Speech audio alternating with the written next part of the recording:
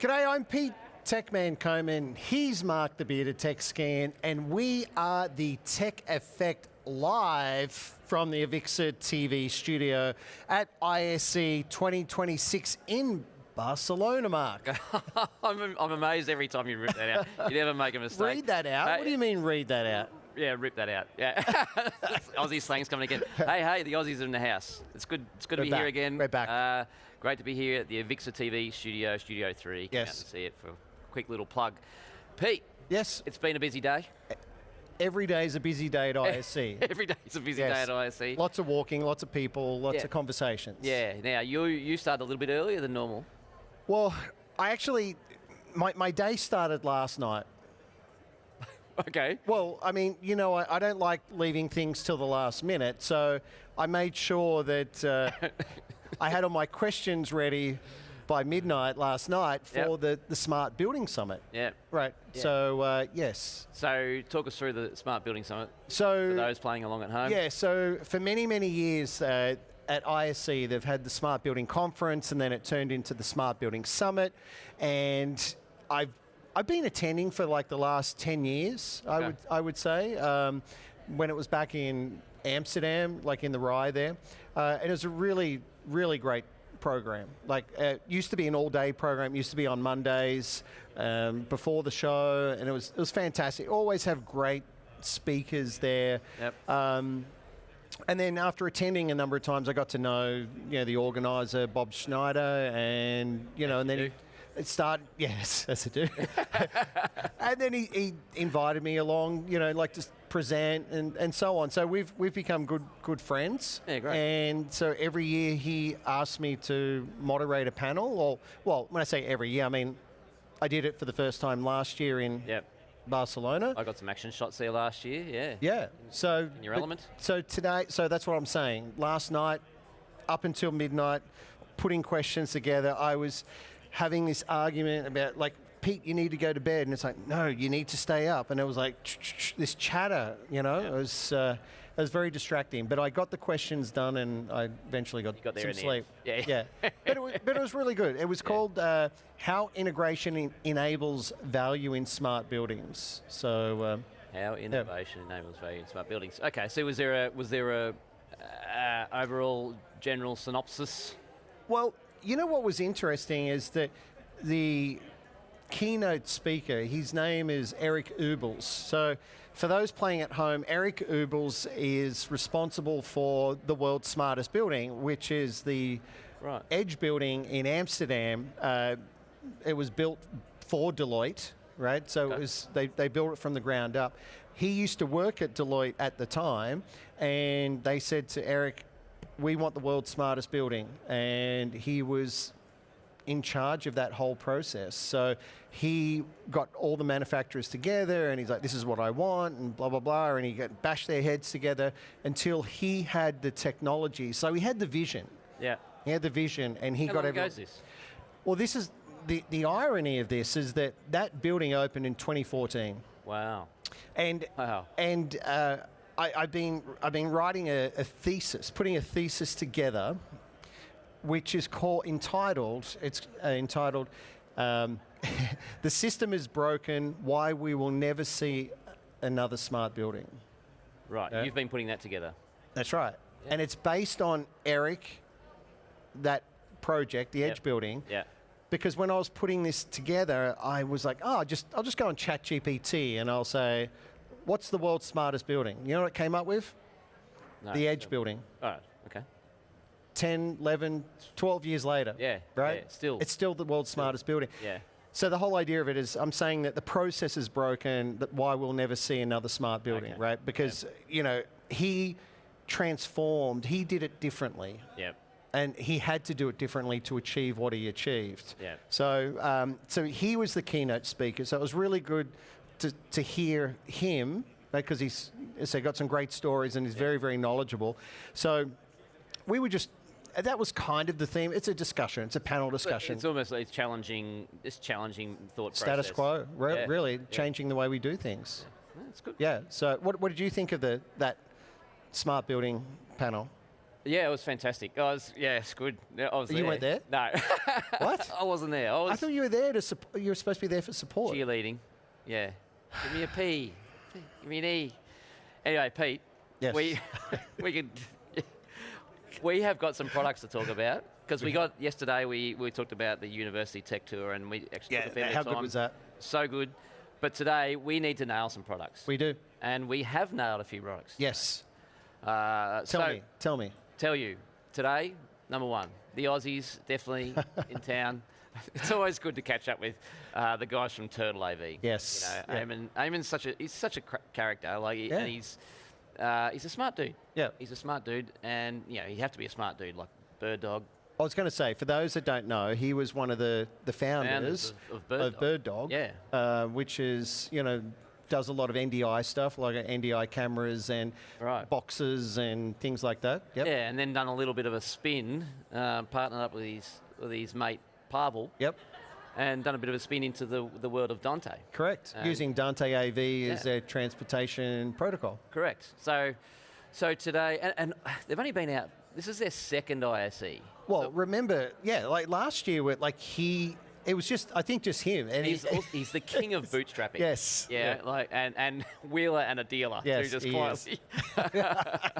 We can't give away all these secrets. No. But look, I think they've got something like 28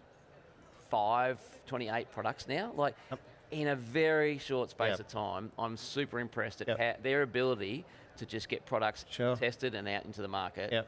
And it's quirky, some of the way he's done it as well. So, look, the real key, there was one key product there. Well, he's got 3 new ones, right? But there was one key product that I looked at and went, it's really cool. And Which one was that? That was the Bluetooth wall plate. Right? Yeah, I love that one too. Yeah, like simply got a button on it. Yep. It looks really nice. Got Decora Decora plate. European square version. Versions. Yeah. But the cool thing is what it's doing in the back end. Yes. Right, around the integration into control and an API and all the stuff that I can't remember what it was. But essentially it was the integration into the control systems. Yes. So effectively you can get all the metadata. Well, actually, before you get to metadata, pairing, right? Typically you've got a pair, you've got to have that. It makes no sense because you've got a touch panel and then you've got this hard button beside it. The touch panel is not necessarily on the wall as well. It could be on the boardroom table, for example. Right. Right? Yeah. So then you've got to try and get up and move around to pair because you're used to controlling here. How do I connect my phone? Where are you looking? You're looking at the touch panel. However, with the touch panel integration, now you can pair it from the touch panel. Correct. So instead of having the wall plate, the wall plate has a button on it for pairing. Yeah. But you don't need to use that. A lot of other manufacturers, if not all manufacturers, don't fact check me on that. But it was the first time I've seen it. Yes. That you don't have to go over and actually press that pair button and connect your phone via that plate. You could actually integrate that whole process into the touch panel. Yep. And just go, all right, I want to pair, bang. So you're doing it from the touch panel, and that plate could be anywhere. Obviously it's range. Bluetooth.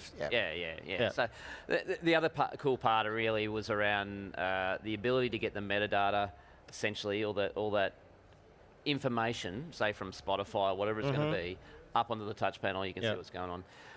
Plus, when you leave the room,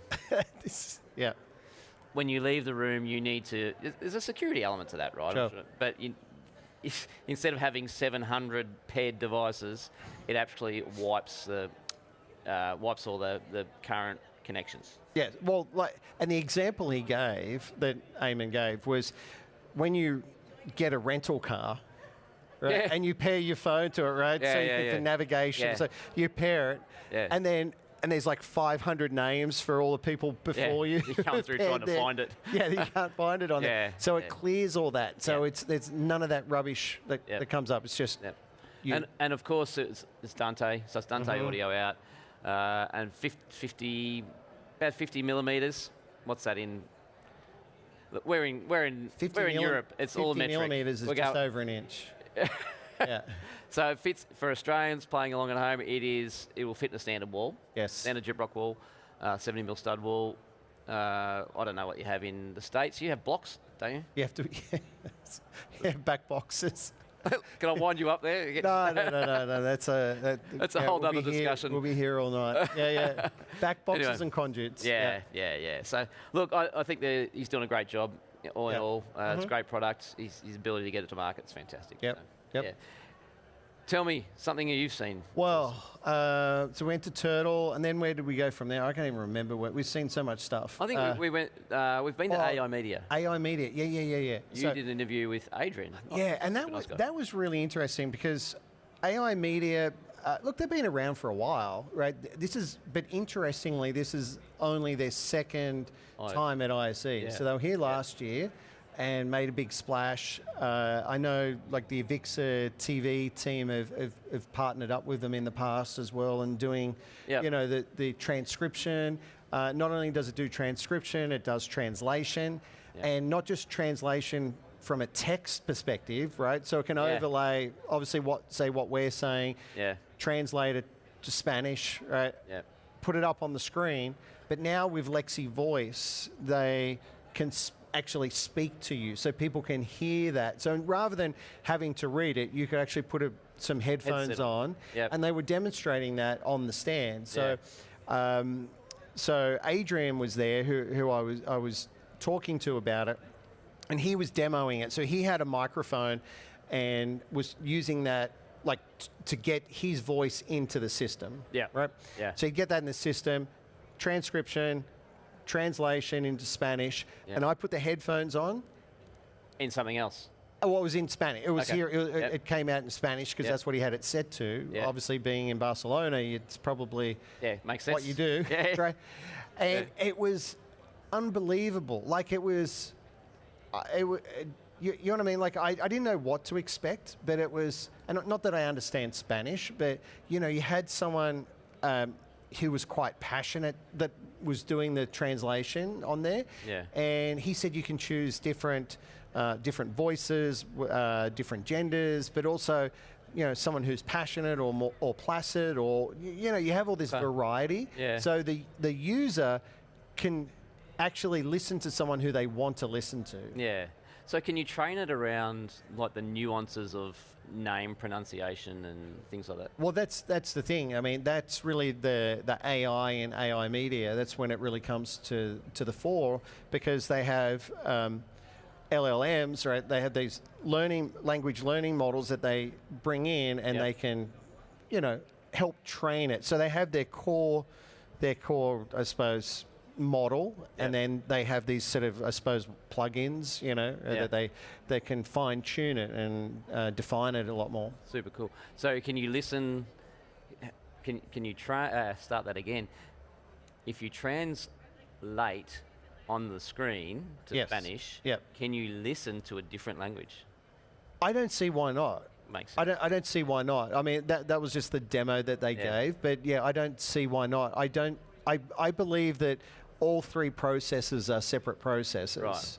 Yeah. Because, and you think about, there's going to be a latency for transcription, right? Like it's not going to be, I mean, when I say latency, I mean to transcribe what someone is saying, it was like 1 or 2 seconds, right? It was super quick, right? Not the old 8 seconds that we kind of used to on the telly. Yep. Right, Yep. and then Bull ride. and then it's a couple of seconds later, it's doing the translation. So transcription first, translation in text, and then the speech is on top of that, right? So as I said, I believe it's 3 different processes with 3 different delays. Super cool that they're here second year running. And it sort of says that, okay, now we're getting firmly entrenched into Pro AV, and there is a core clientele base to be able to start moving this and start spreading the wings and spreading the word. But you think about it, like, what are the kinds of spaces that we deal with? Like, we're dealing with corporates, right? So you might have a multinational company that, they need to be able to speak multiple languages, right? That maybe they do a global quarterly meeting, and you need to be able to do that. They have to bring people in. We've designed spaces with people, a room where the translators sit to translate.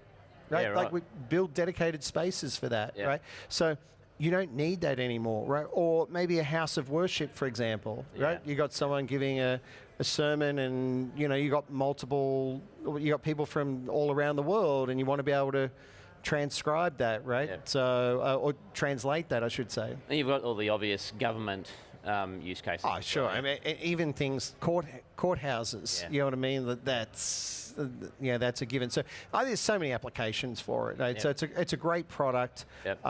It's just they're going from strength to strength, and it's funny that the name AI Media they've had that for quite a long time. But before. it's not AI prior to AI, was it? No, well, it's funny that that the name AI Media was well before AI was a thing, a buzzword. Yeah, nice. Pete, I got to look at the Hisense stand today. Yes, what did you think? It was pumping. Wasn't it busy? It was crazy busy. Look, I think it's great. I think it's really good to see them start to mature.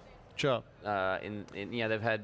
I've used Hisense 100-inch displays.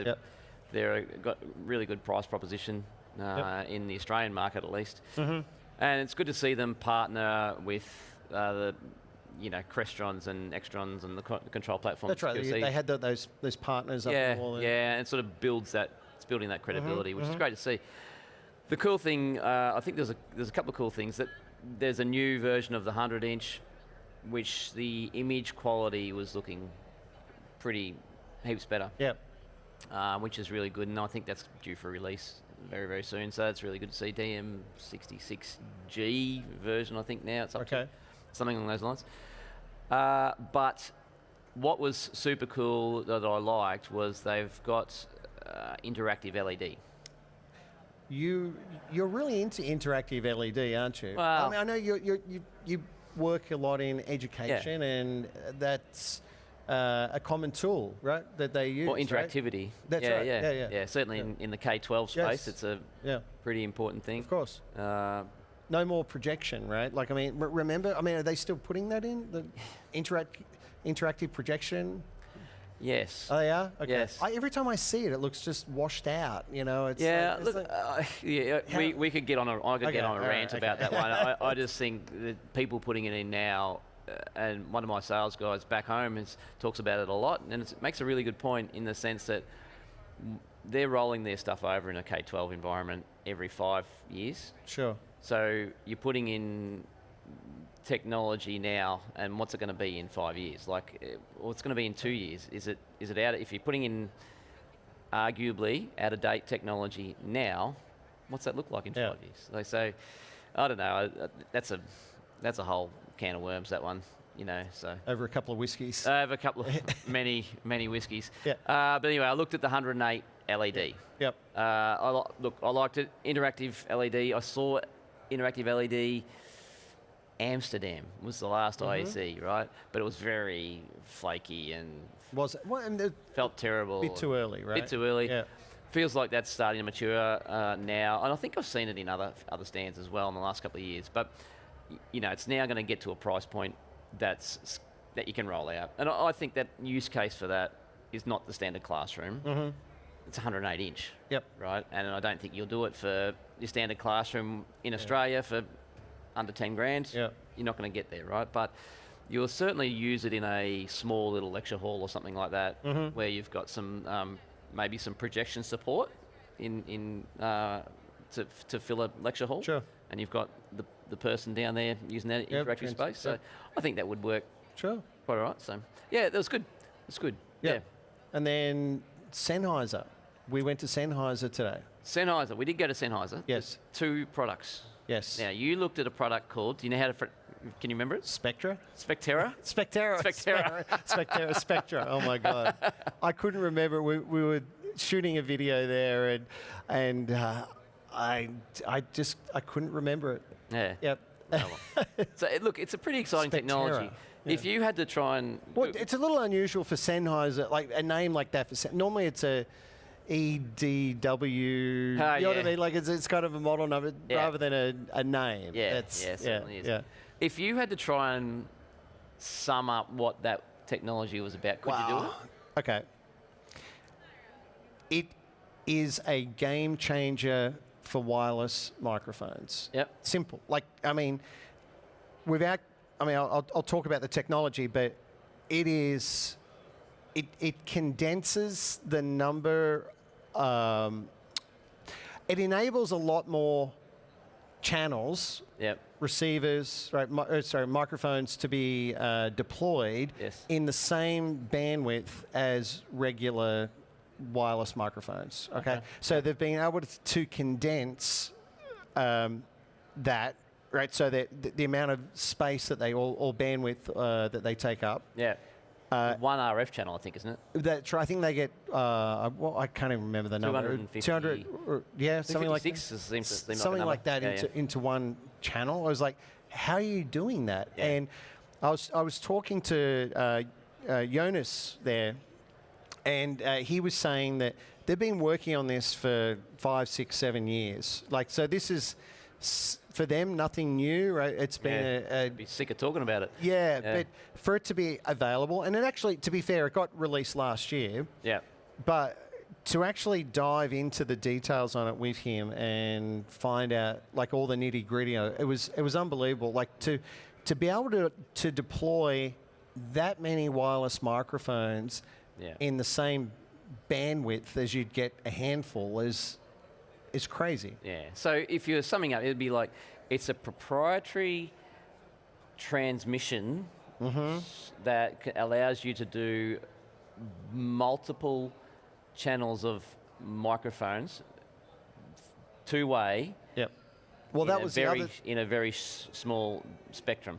I mean, you think Is that the yes. summation of No, what that's right. Well, basically, it's like compressing files, right? Like they're compressing it all into much smaller packets. Yep. And you just touch on it. They also have, the beauty of this product, it also has a return channel. Yeah. Now, typically, return channels have been only available in, say, DECT technology wireless microphones. So you could, but even then, it wasn't necessarily every microphone channel had its own return channel. Like it might have been 1 in every 4, for example. Yeah. Right. Like I think the Shure MXW DECT system, wireless microphone system, I think it had 1 return channel for every 4 channels. So, which was handy. It was great, especially when you're talking about like a theater kind of thing and you want two-way comms. Yeah.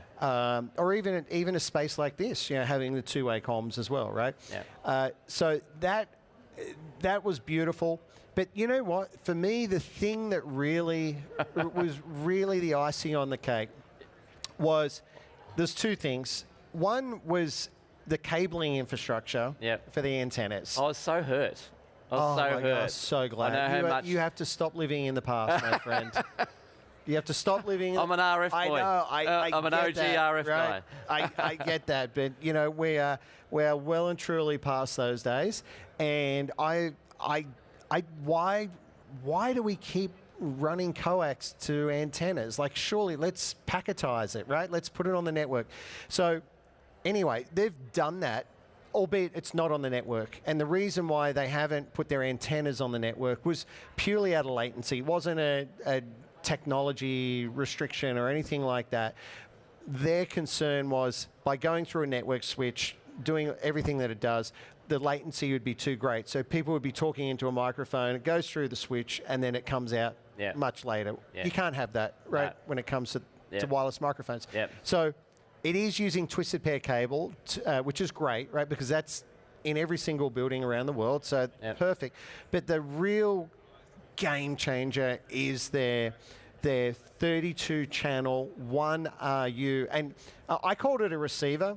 And he corrected me. He's like, "Oh, we don't like to call it a receiver, right? Like it's well, to some degree, the antenna's the receiver, right? Well, of course, they call it a base station, I think. Well, it's actually a transceiver because it's two-way comms, right? So it's actually a transceiver. But you know, the receiver, what we would typically call a receiver in wireless microphone world, 1 channel, 2 channel, 4 channel. Yeah. Right. Taking up 1 RU. There's 32 channels.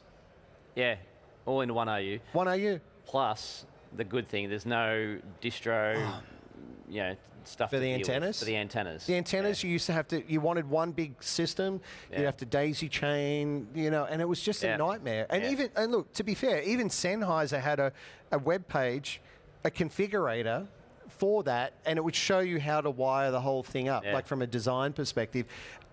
It doesn't need to be that complicated, and it supports Dante. So all you're doing is that you want more.